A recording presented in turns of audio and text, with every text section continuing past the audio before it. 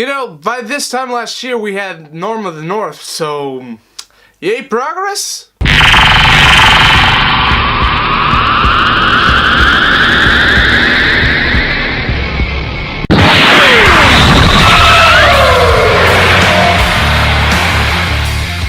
Rock Dog is directed and written by Ash Brannon, and it stars Luke Wilson, J.K. Simmons, Eddie Izzard, and Lewis Black. And this tells the story of this little mastiff who's the son of this great guardian of this village in the mountains, and he wants to become a rock and roll star. So he goes to the city and he tries to meet the superstar of rock and roll, and then stuff starts to happen. And look, if you've seen the trailers, you know what's going to happen in here.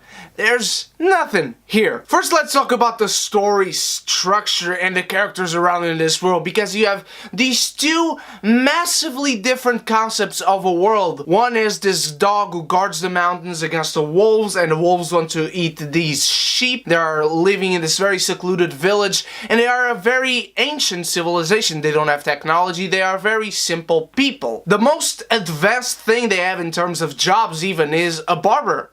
And you have J.K. Simmons playing this dog who's very legendary, he's very muscular, he's big, he's tough, he's a courageous one, and he has this massive magic power that gives him the power to punch wolves, and a big ball of fire comes out of his hand. And then of course his son is very skinny and he is not interested in this. And because of that he wants to get to the city and play some instruments, which the father banned from the village because music was a distraction from the wolves, even though we never at all liked music.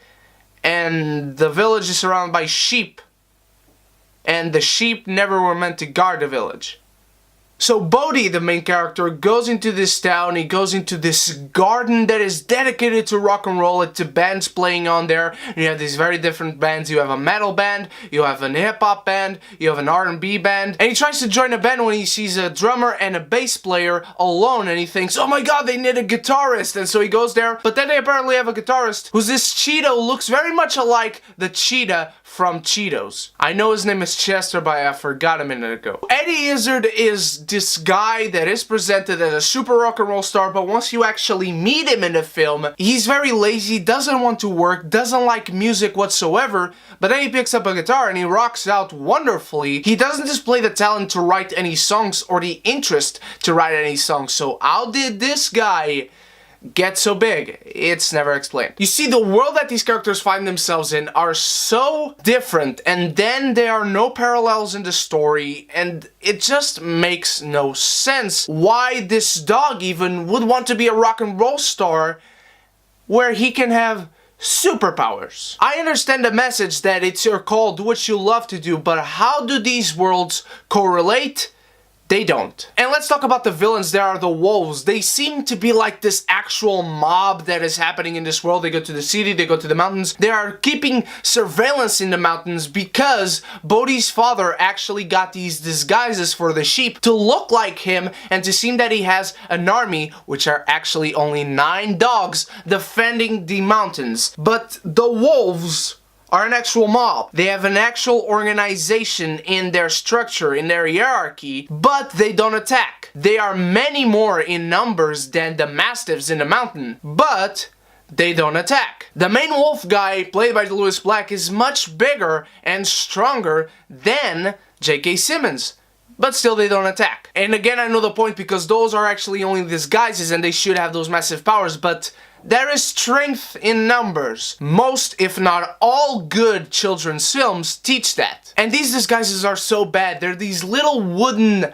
constructs that it puts over the sheeps, and they actually look like pop figures because they are actual bobbleheads, you know? The characters are bland and boring. You don't get attached to anyone. They have no layers. They are cardboard, and they are exactly what you see from the trailers. Okay, this guy is this and he's going to become that. This guy is this and he's going to become that. This guy is this and he's going to become that. And even the major decisions in this film are made, and the major events of this film happen because comedy. You feel no punch to it. You feel no emotion to it. You feel like these characters are just here to do what they are here to do. And if you want to see a movie like that, just watch the trailers. It's short and sweet. It is to the point, just like this movie. But in a trailer, you can have no nuance. You can have no levels, no layers to your story and characters. In a movie, that's just bad filmmaking. And by the end, without spoiling, there's no point to all this besides the main character Bodhi. I'm not going to tell you what happens, but if you think you know what happens if you see the trailers, you're 99.9% almost surely right. Even the children were bored in my theater. The children were talking to their parents right next to me about what they were going to do later today,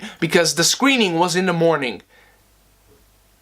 And let's talk about the animation. It's not bad. It's not norm of the north, okay? It's just very subpar to any studio animation that comes out in these days in theaters. You have characters that are well constructed, well animated, but the backgrounds just seem like stock footage over each other. The houses look exactly the same. The sheep in the village look exactly the same. You know, sometimes you have those extra type of characters that seem to be on the background at all times, but you have one with a triangular face, another one with a rectangular face, another one with a more square face, and you see the little differences and the little effort that the animators put in. And here, no, they look exactly the same. It's not the worst animation I've ever seen, by far it is not, but I can't in all honesty call it good animation. Even for TV would be just fine, so imagine how it is trying to sell this as a movie to an audience. The very prologue of this movie, telling you the backstory of the wolves and the mastiffs and the mountain and the village, it is much more entertaining